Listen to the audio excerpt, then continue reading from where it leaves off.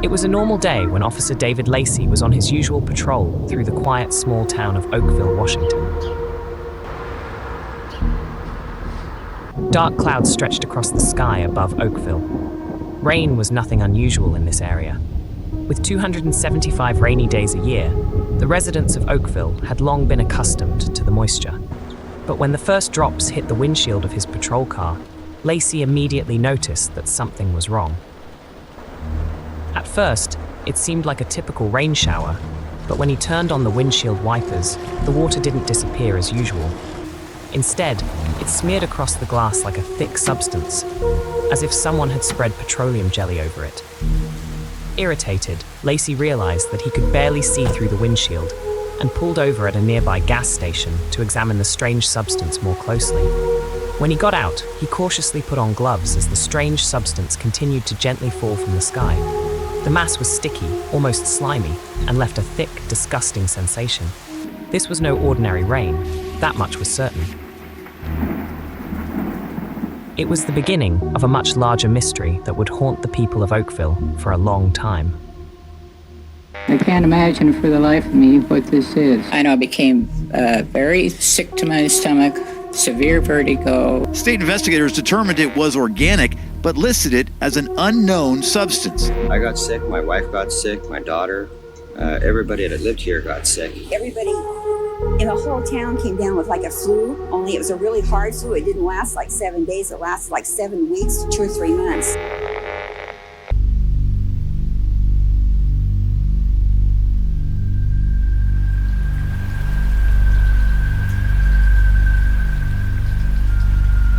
A woman named Sunny lay in bed, staring up at her window as rain fell.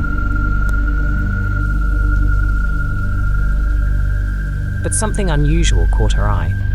The rain looked thick. By morning, the storm had passed.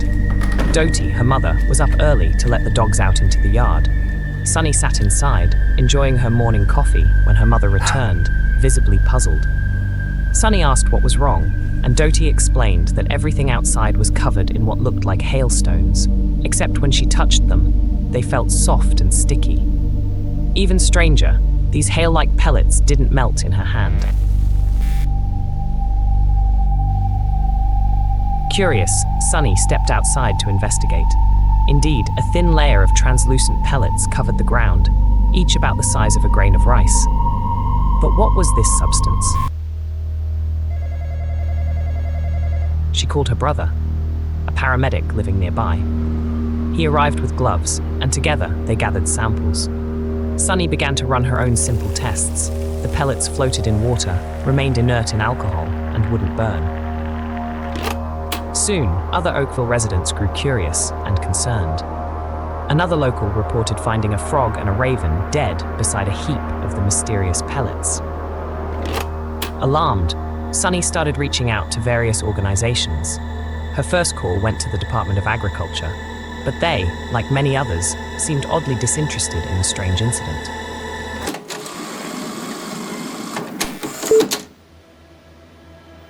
During this time, Officer David Lacey stumbled into the local hospital, drenched in sweat, pale and disoriented.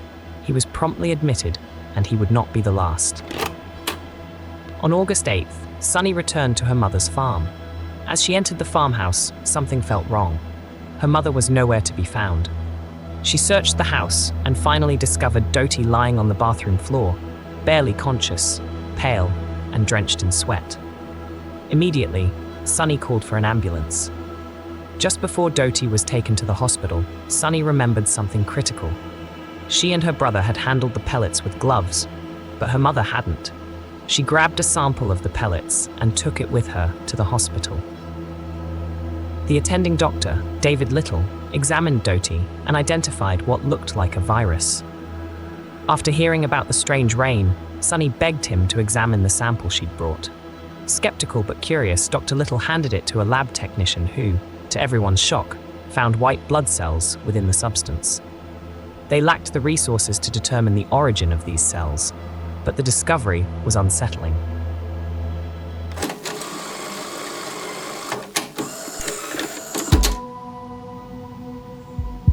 As her mother remained hospitalized, Sunny returned to the farm, where only remnants of the strange pellets remained.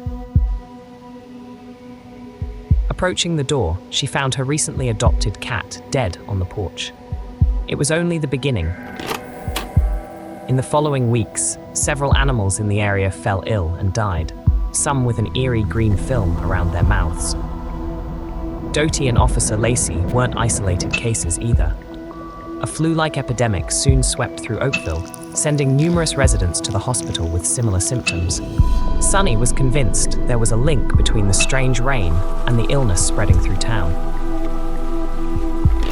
She sent more samples to different organizations and even contacted the press. Within days, a reporter visited the farm to interview her. But as he looked out the window, his words made Sunny's blood run cold. He remarked that the rain outside also looked unusually thick. The strange pellets that rained over Oakville were not a one-time event. In the following 3 weeks, at least 6 more incidents of falling pellets were reported across a 20-square-mile area. Each time it rained, animals grew sick or died, and the number of residents hospitalized with this mysterious flu spiked. But this wasn't any ordinary flu. It lingered, often lasting weeks or even months.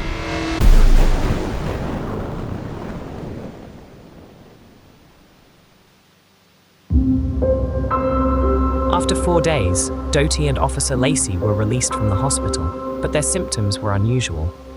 Doty's condition resembled a severe inner ear infection, a diagnosis echoed in several other cases. Meanwhile, the results from Sunny's samples trickled in, and they were puzzlingly contradictory. Some reports suggested the pellets were biological waste, though they couldn't pinpoint exactly what kind.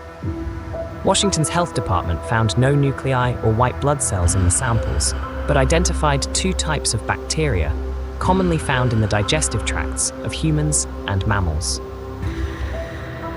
Sunny received word that one of the bacteria in question was also used in agricultural treatments to combat viral infections in plants. And she wasn't the only one trying to uncover the mystery. Mike McDowell, a microbiologist, became obsessed with the case. He theorized that the pellets served as a kind of delivery medium, carrying bacteria from high altitudes down to the residents of Oakville.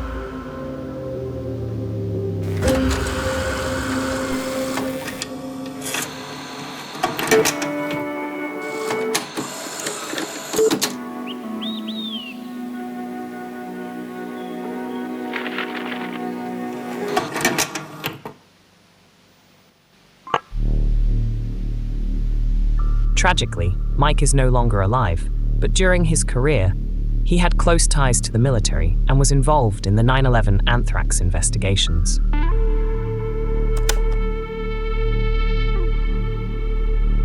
His theory suggested that the pellets were no natural phenomenon. Someone had created them for a specific purpose, dropping them intentionally over Oakville.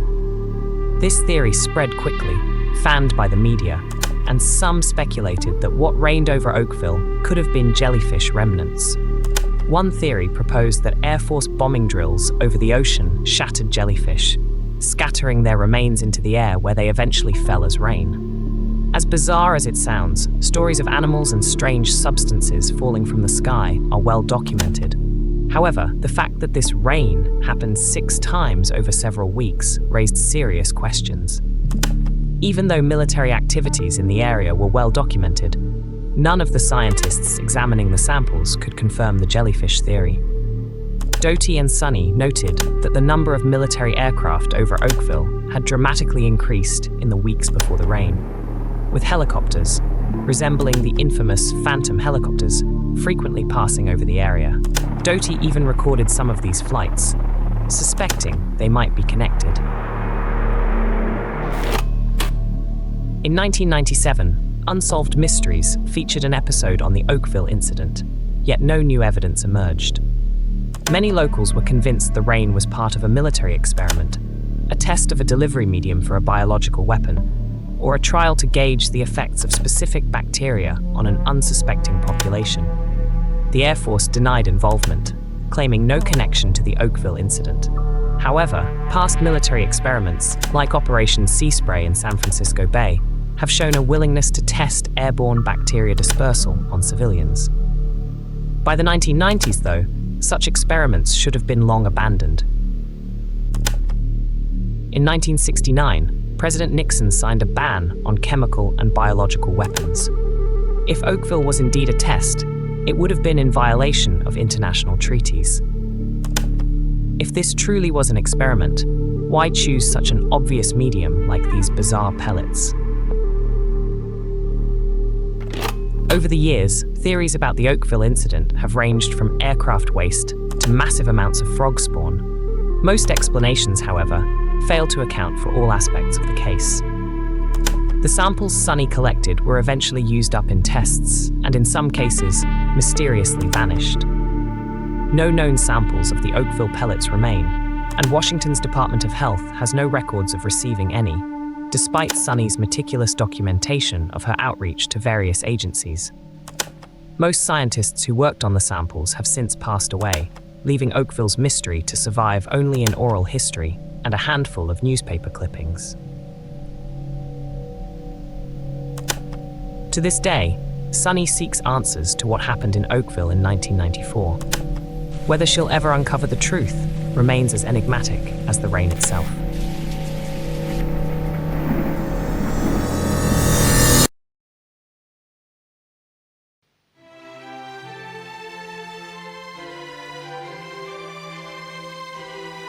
Dear Mom and Dad, camp is fun. I wanted to climb the mountain, but everyone says I'm not old enough yet. Now we got a big slide coming off the west road. Now we got a whole big eruption out of the crater. Can I come back next year and do it? Bye, Nick.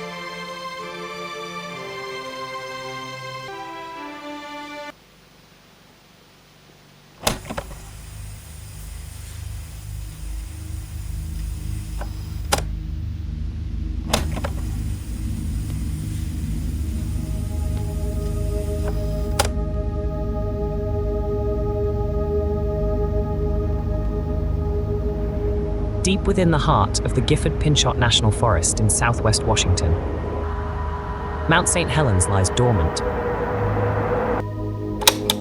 A 2,950-meter giant at rest. Long after the last ice age had solidified the Cascade Range, one mountain remained restless, a peak not yet finished with its story, young and unsettled Mount St. Helens. Native tribes fittingly called it Fire Mountain. From its summit, the view was breathtaking. Clear Spirit Lake glistened below, while the regal Mount Rainier rose in the distance. The lake was a tranquil haven for campers and adventurers.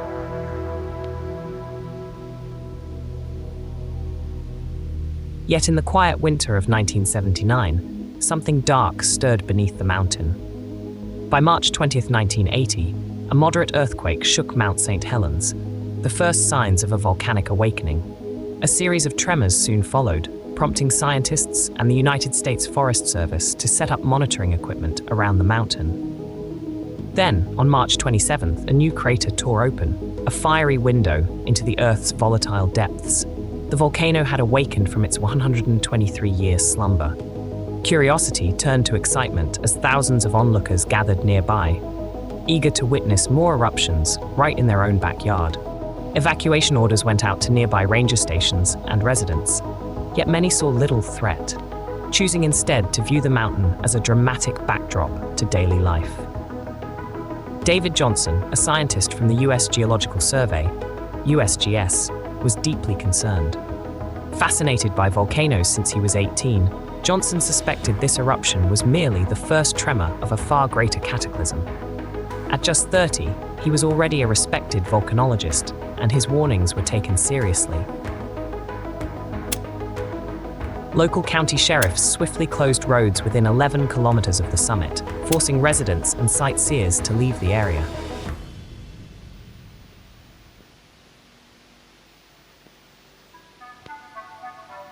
Two days later, on March 29th, the mountain seemed to calm. Yet, a camera crew noticed a new crater on the summit. When USGS scientists analyzed the footage, they confirmed that Mount St. Helens was fully awakened. They mapped out areas at risk of devastation. Drawing on the mountain's past explosive history, a classic vertical eruption seemed imminent. Saturday, May 17, 1980. All of America had been watching for 7 weeks as Mount St. Helens hissed and steamed. The great eruption had yet to come, but the nation waited, transfixed. Then, as quickly as it had awakened, the mountain appeared to settle once more. Some even believed the big one was no longer coming.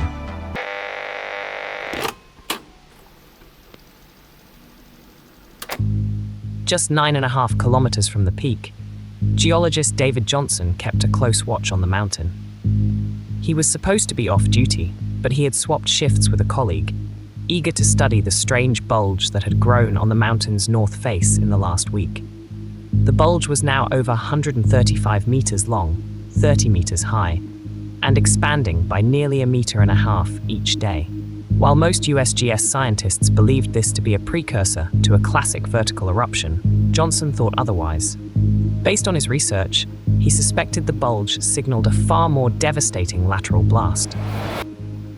Then came May 18, 1980. The day began as any other, but at 8:32 a.m., an unimaginable explosion shattered the morning calm.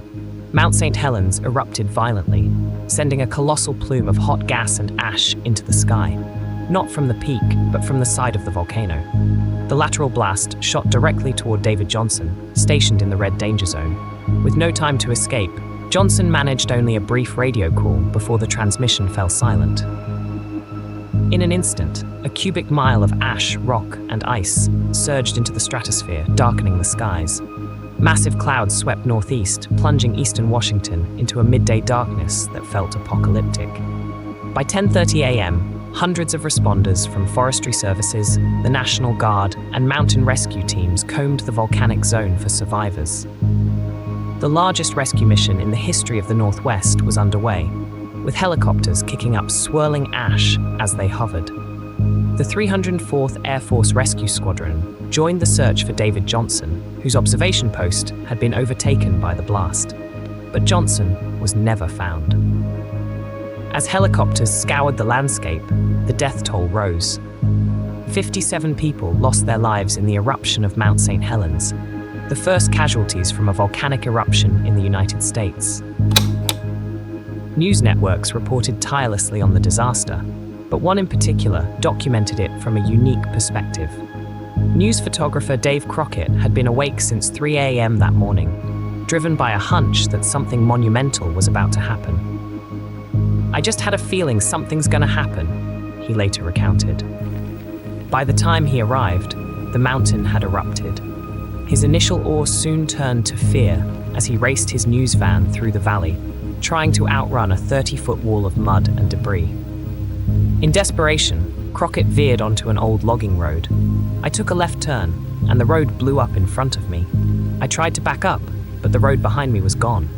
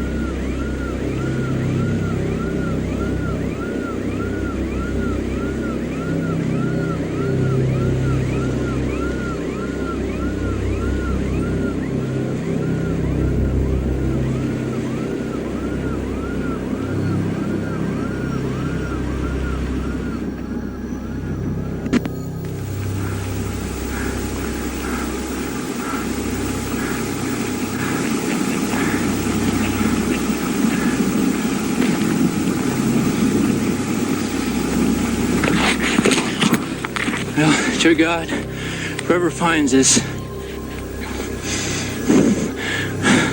I don't know. You can't see this, I'm sure it's too dark. I've left the car behind. The rest of the gear, we got one magazine. And as you can tell probably from this picture, I'm walking towards the only light I can see on top of a ridge. I can hear the mountain behind me rumbling. It's an enormous mud and water slide came down and washed out the road. I never really thought I'd believe this or say this, but at this moment, I honest to God believe I'm dead. There's really no way to describe those feelings. I feel the ash now in my eyes. It's getting very hard to breathe. Burns to breathe. I'm having trouble talking. It burns to breathe. Burns my eyes.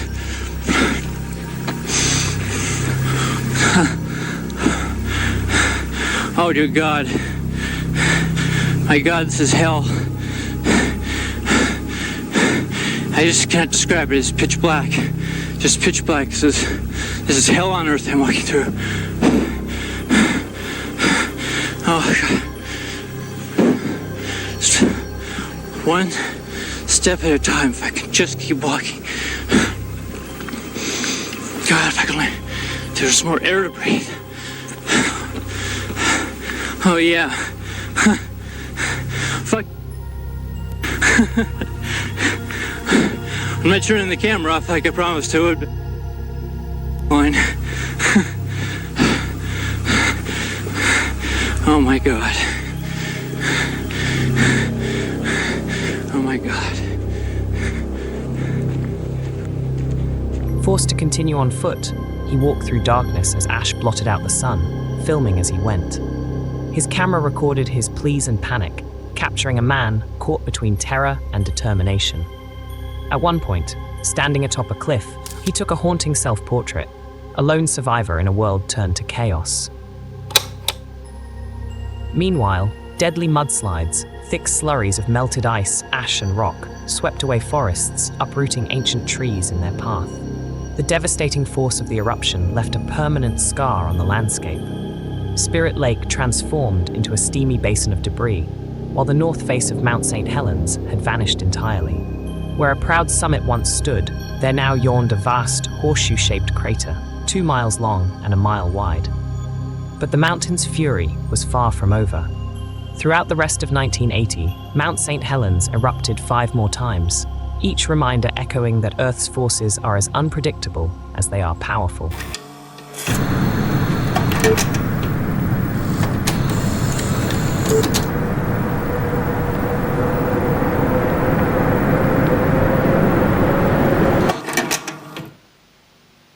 Click on the playlist to the left to see more episodes of the horrors of Mother Nature, or on the right to find some disturbing content.